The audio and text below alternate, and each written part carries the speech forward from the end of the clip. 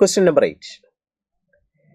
L1 L2 രണ്ട് straight ലൈൻസിന്റെ equations നമുക്ക് തന്നിരിക്കുന്നു.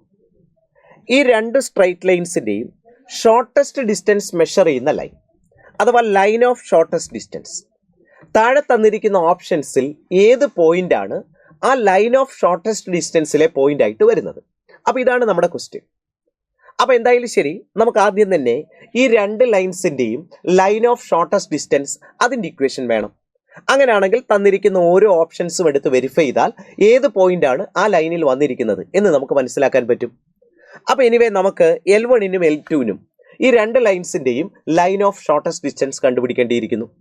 ഒരു സ്ട്രൈറ്റ് ലൈനിന്റെ ഇക്വേഷൻ നമുക്ക് വേണമെങ്കിൽ ഒന്ന് ആ സ്ട്രൈറ്റ് ലൈൻ കടന്നു പോകുന്ന പോയിന്റ് വേണം, രണ്ട് ആ സ്ട്രൈറ്റ് ലൈനിന്റെ ഡയറക്ഷൻ റേഷ്യോസ് വേണം. അപ്പോൾ അതുകൊണ്ട് തന്നെ ലൈൻ ഓഫ് ഷോർട്ടസ്റ്റ് ഡിസ്റ്റൻസിന്റെ ഇക്വേഷൻ വേണമെങ്കിൽ ആദ്യം നമുക്കതിന്റെ ഡയറക്ഷൻ റേഷ്യോസ് വേണം, അതോടൊപ്പം തന്നെ ആ ലൈൻ ഓഫ് ഷോർട്ടസ്റ്റ് ഡിസ്റ്റൻസ് കടന്നു പോകുന്ന ഒരു പോയിന്റ് വേണം. ഓക്കെ, ഇവിടെ ഈ L1 എന്ന് പറയുന്ന സ്ട്രൈറ്റ് ലൈൻ എടുത്താൽ ഈ L1 എന്ന് പറയുന്ന സ്ട്രൈറ്റ് ലൈനിന്റെ ഡയറക്ഷൻ റേഷ്യോസ് അത് നിങ്ങൾക്ക് അവിടെ 2, 3, 4 എന്ന് കാണാൻ പറ്റും, ശരിയല്ലേ? അപ്പോൾ നമുക്ക് ഡയറക്ഷൻ റേഷ്യോസ് ഓഫ് L1, അപ്പോൾ അതവിടെയുണ്ട് 2, 3, 4. അപ്പോൾ അങ്ങനെയാണെങ്കിൽ ആ 2ഉം 3ഉം 4ഉം വെച്ചുകൊണ്ട് കമ്പോണൻസ് ആക്കി നമ്മളൊരു വെക്റ്റർ എഴുതിയാൽ ആ വെക്റ്റർ എന്ന് പറയുന്നത് L1 എന്ന് പറയുന്ന ലൈനിന് പാരലൽ ആയിട്ടുള്ള ഒരു വെക്റ്റർ ആയിരിക്കുമല്ലോ. ഇനി ഇതേപോലെ തന്നെ ഡയറക്ഷൻ റേഷ്യോസ് ഓഫ് L2 എടുക്കാം. L2ന്റെ ഡയറക്ഷൻ റേഷ്യോസ്, L2ന്റെ ഇക്വേഷൻ നോക്കിയാൽ നിങ്ങൾക്ക് കാണാൻ പറ്റും ഡയറക്ഷൻ റേഷ്യോസ് ഏതാ? 3, 4, 5. അപ്പോൾ അങ്ങനെയാണെങ്കിൽ vector B2 3i + 4j + 5k ഈ വെക്റ്റർ ഉറപ്പായിട്ടും ആ L2 എന്ന് പറയുന്ന ലൈനിന് പാരലൽ ആയിട്ടുള്ള ഒരു വെക്റ്റർ ആയിരിക്കുമല്ലോ. ഇതൊക്കെ ബേസിക്സ് ഓഫ് 3D ജോമെട്രിയാണ് അല്ലേ? യെസ്. അങ്ങനെയാണെങ്കിൽ നമുക്ക് ഈ L1നും L2നും ഒരുപോലെ പെർപെൻഡിക്കുലർ ആയിട്ട് വരുന്ന ലൈൻ ഓഫ് ഷോർട്ടസ്റ്റ് ഡിസ്റ്റൻസ് അതിന് പാരലൽ ആയിട്ടുള്ള ഒരു വെക്റ്റർ കിട്ടണമെങ്കിൽ ഈ വെക്റ്റർ B1ഉം വെക്റ്റർ B2ഉം ഈ രണ്ട് വെക്റ്റേഴ്സിന് ഒരേപോലെ പെർപെൻഡിക്കുലർ ആയിട്ടുള്ള ഒരു വെക്റ്റർ എടുത്താൽ പോരെ, അല്ലേ? നമുക്കറിയാം line of shortest distance is perpendicular to both the lines L1 and L2. അപ്പോൾ അതുകൊണ്ട് തന്നെ ലൈൻ ഓഫ് ഷോർട്ടസ്റ്റ് ഡിസ്റ്റൻസിന് പാരലൽ ആയിട്ടുള്ള ഒരു വെക്റ്റർ വേണമെങ്കിൽ ഈ വെക്റ്റർ B1നും വെക്റ്റർ B2നും ഒരേപോലെ പെർപെൻഡിക്കുലർ ആയിട്ടുള്ള വെക്റ്റർ എടുത്താൽ മതിയല്ലോ. രണ്ട് വെക്റ്റേഴ്സിന് ഒരേപോലെ പെർപെൻഡിക്കുലർ ആയിട്ടുള്ള ഒരു വെക്റ്റർ എന്ന് പറഞ്ഞാൽ അവരുടെ ക്രോസ് പ്രോഡക്റ്റ് എടുത്താൽ മതിയാകും. അപ്പോൾ അതുകൊണ്ട് ഞാൻ B1 × B2 കണ്ടുപിടിക്കാൻ പോകുന്നു. B1 × B2 is equal to, അപ്പോൾ determinant of first row ijk, second റോയിൽ B1ന്റെ കമ്പോണൻസ്, തേർഡ് റോയിൽ B2ന്റെ കമ്പോണൻസ്. ഓക്കെ, അപ്പോൾ ഞാൻ B1 × B2 കണ്ടുപിടിക്കുന്നു. B1 × B2 കണ്ടുപിടിച്ചാൽ നിങ്ങളിത് എക്സ്പാൻഡ് ചെയ്താൽ നിങ്ങൾക്ക് കിട്ടുക -i + 2j - k എന്ന. അപ്പോൾ ഈ B1 × B2 ആണ് നമ്മുടെ ലൈൻ ഓഫ് ഷോർട്ടസ്റ്റ് ഡിസ്റ്റൻസിന് പാരലൽ ആയിട്ടുള്ള ഒരു വെക്റ്റർ.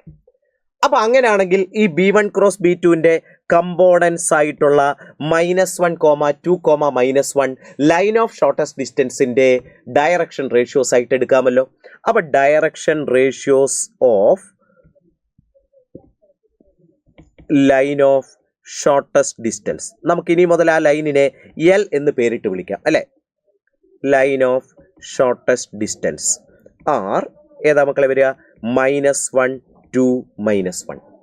അപ്പോൾ നമുക്ക് ലൈൻ ഓഫ് ഷോർട്ടസ്റ്റ് ഡിസ്റ്റൻസിന്റെ ഡയറക്ഷൻ റേഷ്യോസ് കിട്ടിക്കഴിഞ്ഞു. നമുക്ക് ശരിക്കും വേണ്ടത് എന്താ? ലൈൻ ഓഫ് ഷോർട്ടസ്റ്റ് ഡിസ്റ്റൻസിന്റെ ഇക്വേഷൻ ആണ്. ആ ഇക്വേഷൻ കണ്ടുപിടിക്കാൻ ഇപ്പോൾ ഡയറക്ഷൻ റേഷ്യോസ് ആയി കഴിഞ്ഞു. ഇനി എന്താ വേണ്ടത്? ആ ലൈൻ ഓഫ് ഷോർട്ടസ്റ്റ് ഡിസ്റ്റൻസിലെ ഒരു പോയിന്റ് കൂടി വേണം, ശരിയാണല്ലോ? നമ്മൾ പറഞ്ഞു ഈ ലൈൻ ഓഫ് ഷോർട്ടസ്റ്റ് ഡിസ്റ്റൻസ് എന്ന് പറയുന്നത് L1നും L2നും ഒരേപോലെ പെർപെൻഡിക്കുലർ ആണെന്ന് പറഞ്ഞു, അല്ലേ? അപ്പോൾ ഇതും പെർപെൻഡിക്കുലർ, ഇവിടെയും പെർപെൻഡിക്കുലർ ആണ്. ലൈൻ ഓഫ് ഷോർട്ടസ്റ്റ് ഡിസ്റ്റൻസും L1ഉം കൂടി ഇന്റർസെക്റ്റ് ചെയ്യുന്ന പോയിന്റിനെ ഞാൻ A എന്ന് പേരിട്ട് വിളിക്കുന്നു. അതുപോലെ തന്നെ നമ്മുടെ ലൈൻ ഓഫ് ഷോർട്ടസ്റ്റ് ഡിസ്റ്റൻസും L2ഉം കൂടി ഇന്റർസെക്റ്റ് ചെയ്യുന്ന പോയിന്റിനെ B എന്ന് വിളിക്കുന്നു. അപ്പോൾ എയോ ബിയോ ഏതെങ്കിലും ഒരു പോയിന്റ് കിട്ടിയാൽ ആ പോയിന്റ് നമ്മുടെ ലൈൻ ഓഫ് ഷോർട്ടസ്റ്റ് ഡിസ്റ്റൻസിൽ ഒരു പോയിന്റ് ആയിട്ട് തന്നെ നമുക്ക് എടുക്കാമല്ലോ. A എന്ന് പറയുന്ന പോയിന്റ് L1 എന്ന് പറയുന്ന ലൈനിലെ പോയിന്റ് ആണ്. അപ്പോൾ അതുകൊണ്ട് തന്നെ എയുടെ ജനറൽ ഫോം നമുക്ക് എങ്ങനെ എഴുതാൻ പറ്റുക? L1 എന്ന് പറയുന്ന ലൈനിന്റെ ഇക്വേഷൻ നോക്കിയാൽ അതിൽ നിന്നും A എന്ന പോയിന്റിന്റെ general form 2λ + 1 3 lambda plus 2 4 lambda plus 3 എന്നെഴുതാമല്ലോ മക്കളെ, അല്ലേ? ഇനി ഇതേപോലെ ബി എന്ന് പറയുന്ന പോയിന്റ് നോക്കിയേ. ബി എന്ന് പറയുന്ന പോയിന്റ് എടുത്താൽ ബി എന്ന് പറയുന്നത് L2 എന്ന് പറയുന്ന ലൈനിലെ പോയിന്റാ. അപ്പൊ അങ്ങനെയാണെങ്കിൽ ബിയുടെ ജനറൽ ഫോം L2ന്റെ ഇക്വേഷൻ നോക്കിയാൽ നമുക്ക് എഴുതാൻ പറ്റും 3 mu പ്ലസ് 2, അല്ലെ? 4 mu പ്ലസ് 4, ഇനി അതേപോലെ തന്നെ 5 mu പ്ലസ് 5 എന്ന് എഴുതാൻ പറ്റും. അപ്പൊ എയുടെ കോർഡിനേറ്റ്സും ബിയുടെ കോർഡിനേറ്റ്സും കിട്ടി. പക്ഷെ ലാംഡയുടെയും മ്യൂവിന്റെ ഒക്കെ ടേംസിലാണ്, പാരാമീറ്ററിന്റെ ടേംസിലാണ്. ശരിയാണല്ലോ? അപ്പൊ ലാംഡയുടെയോ മ്യൂവിന്റെയോ ഒക്കെ വാല്യൂ നമുക്ക് വേണം. അതിനു വേണ്ടിയിട്ട് ഒരു കാര്യം ചെയ്യാം. എയുടെയും ബിയുടെയും കോർഡിനേറ്റ്സ് കയ്യിലുള്ളത് കൊണ്ട് എനിക്ക് എ ബി എന്ന് പറയുന്ന ലൈനിന്റെ ഡയറക്ഷൻ റേഷ്യോസ് കണ്ടുപിടിക്കാൻ പറ്റുമല്ലോ. എങ്ങനെയാ? 2 പോയിന്റുകൾ തന്നാൽ കറസ്പോണ്ടിങ് ആയിട്ടുള്ള ലൈനിന്റെ ഡയറക്ഷൻ റേഷ്യോസ് കണ്ടുപിടിക്കുന്നത് x2 - x1 y2 - y1 z2 - z1 എന്നെടുത്താൽ പോരെ. അപ്പൊ അങ്ങനെയാണെങ്കിൽ എ ബിയുടെ ഡയറക്ഷൻ റേഷ്യോസ് നമുക്ക് എന്താ കിട്ടുക? 3 mu അല്ലെ -2 ലാംഡ പ്ലസ് 1, അല്ലെ? അതുപോലെ 4 mu -3 ലാംഡ പ്ലസ് 2, അതുപോലെ 5 mu -4 ലാംഡ പ്ലസ് 2 എന്ന് കിട്ടും. ക്ലിയർ അല്ലേ? ഓക്കെ. പക്ഷെ നോക്കിയടാ മക്കളെ, ഈ എ ബി എന്ന് പറയുന്ന നമ്മുടെ ലൈൻ ഓഫ് ഷോർട്ടസ്റ്റ് ഡിസ്റ്റൻസും L1ഉമായിട്ട് പെർപെൻഡിക്കുലർ ആണല്ലോ. L1ന്റെ ഡയറക്ഷൻ റേഷ്യോസ് നമുക്ക് അവിടെ ഉണ്ട് 2 3 4, അല്ലെ? 2 3 4 ഇതാണ് L1ന്റെ ഡയറക്ഷൻ റേഷ്യോസ്. ഇനി അതുപോലെ തന്നെ L2ന്റെ ഡയറക്ഷൻ റേഷ്യോസ് 3 4 5 ആണ്. അപ്പോൾ 3 4 5 ഉണ്ട്. അപ്പൊ നമ്മുടെ എ ബി എന്ന് പറയുന്ന ലൈനും L1ഉം തമ്മിൽ പെർപെൻഡിക്കുലർ ആയതുകൊണ്ട് അവരുടെ ഡയറക്ഷൻ റേഷ്യോസിന്റെ പ്രോഡക്റ്റുകളുടെ സമ്മ് 0 ആയിരിക്കില്ലേ? അപ്പൊ L1ന്റെ ഡയറക്ഷൻ റേഷ്യോസിന്റെയും ഇപ്പൊ നമുക്ക് കിട്ടിയ എ ബി എന്ന് പറയുന്ന ലൈനിന്റെ ഡയറക്ഷൻ റേഷ്യോസിന്റെയും പ്രോഡക്റ്റുകളുടെ സം 0 എന്ന് എടുക്കാം, അല്ലെ? അതായത് 2 × 3 mu -2 ലാംഡ, അല്ലെ? അപ്പൊ നമുക്ക് വേണമെങ്കിൽ ആ സ്റ്റെപ്പും കൂടെ എഴുതിയേക്കാം. അത് എന്തുകൊണ്ടാണ് ഇങ്ങനെ നമുക്ക് എഴുതാൻ പറ്റുന്നത്?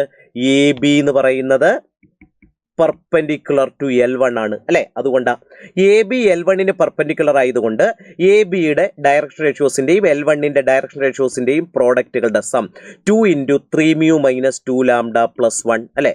പ്ലസ് 3 × 4 mu -3 ലാംഡ പ്ലസ് 2, ശരിയല്ലേ? Plus 4 × 5 mu -4 lambda plus 2. ഈ പ്രോഡക്റ്റ് ഈക്വൽ ടു എന്തായിരിക്കും? 0 ആയിരിക്കില്ലേ? അപ്പൊ ഇതിനെ നിങ്ങളൊന്ന് സിംപ്ലിഫൈ ചെയ്ത് കഴിഞ്ഞാൽ നമുക്ക് 38 mu -29 lambda plus 16 equal to 0 എന്ന് കിട്ടും, അല്ലെ? അതായത് മ്യൂയിലും ലാംഡയിലുമുള്ള ഒരു ഇക്വേഷൻ കിട്ടും. ഓക്കെ, അത് ഇക്വേഷൻ നമ്പർ 1 എന്ന് അവിടെ നിൽക്കട്ടെ. ഇനി ഇതേപോലെ നമുക്ക് വീണ്ടും എന്ത് പറയാം? എ ബി എന്ന് പറയുന്ന ലൈനും L2 എന്ന ലൈനും അവർ തമ്മിലും പെർപെൻഡിക്കുലർ ആണല്ലോ. അങ്ങനെയാണെങ്കിൽ അവരുടെ രണ്ടുപേരുടെയും ഡയറക്ഷൻ റേഷ്യോസിന്റെ പ്രോഡക്റ്റുകളുടെ സം 0 ആയിരിക്കില്ലേ? L2ന്റെ ഡയറക്ഷൻ റേഷ്യോസ് 3, 4, 5 ആണ്. അപ്പൊ 3 × 3 mu -2 lambda plus 1 plus 4 × 4 mu -3 lambda plus 2, അല്ലെ? Plus 5 × 5 mu -4 lambda plus 2 is equal to 0, അല്ലെ? ഇത് നമ്മൾ സിംപ്ലിഫൈ ചെയ്യാം. അങ്ങനെ സിംപ്ലിഫൈ ചെയ്താൽ ഇവിടെ നിന്ന് നിങ്ങൾക്ക് 50 mu -38 lambda plus 21 equal to 0. ദാ മറ്റൊരു ഇക്വേഷൻ കിട്ടി, മ്യൂവിലും ലാംഡയിലുമുള്ളത്. അതിനെ ഇക്വേഷൻ നമ്പർ 2 എന്ന് വിളിക്കാം. അപ്പൊ ലാംഡയിലും മ്യൂവിലുമുള്ള 2 ലീനിയർ ഇക്വേഷൻസ് കിട്ടിയിരിക്കുക. ഈ 2 ഇക്വേഷൻസ് കൂടെ നമുക്കൊന്ന് സോൾവ് ചെയ്യാം. Solving 1 and 2. 1 ഉം 2 കൂടെ സോൾവ് ചെയ്താൽ നിങ്ങൾക്ക് ലാംഡയുടെ വാല്യൂ 1/3 എന്നും മ്യൂവിന്റെ വാല്യൂ -1/6 എന്ന് കിട്ടും. അപ്പൊ lambda is equal to 1/3, mu is equal to -1/6 എന്നല്ലേ വരുന്നത്. അങ്ങനെയാണെങ്കിൽ എ എന്ന് പറയുന്ന പോയിന്റ്, ലാംഡയുടെ വാല്യൂ എടുത്ത് എ എന്ന് പറയുന്ന പോയിന്റിലേക്ക് കൊടുത്തു നോക്കാം. ദാ ഇതാണ് എ എന്ന് പറയുന്ന പോയിന്റ്, അല്ലെ? അപ്പൊ അതിനകത്ത് ലാംഡയ്ക്ക് 1/3 ഇട്ട് കൊടുത്താൽ എന്താ കിട്ടുക? 2 × 1/3 പ്ലസ് 1, കോമ, അല്ലെ? അടുത്തതോ 3 × 1/3 പ്ലസ് 2, 1 പ്ലസ് 2.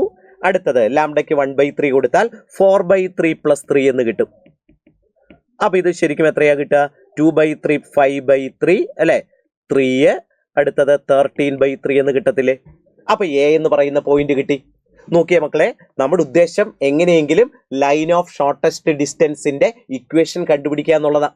അതിനിപ്പോ ലൈൻ ഓഫ് ഷോർട്ടസ്റ്റ് ഡിസ്റ്റൻസിന്റെ ഡയറക്ഷൻ റേഷ്യോസ് കിട്ടി. അതോടൊപ്പം ഇപ്പോൾ അത് കടന്നു പോകുന്ന ഒരു പോയിന്റും കിട്ടിയിട്ടുണ്ട്. അങ്ങനെയാണെങ്കിൽ ഇക്വേഷൻ നമുക്ക് എങ്ങനെ എഴുതാൻ പറ്റുക? therefore equation of a b അല്ലെ, line of shortest distance is എങ്ങനെ വരും? X minus x one divided by a is equal to y minus y one divided by b is equal to z minus z one divided by c. So ഇതാണ് equation of the line of shortest distance. ഇനി നമുക്ക് എന്താ വേണ്ടത്? നമുക്ക് തന്നിരിക്കുന്ന ഓപ്ഷൻസിലെ ആ പോയിന്റുകളിൽ ഏതാണ് ഈ ലൈനിനെ സാറ്റിസ്ഫൈ ചെയ്യുന്നത് എന്ന് നോക്കിയാൽ മതിയല്ലോ.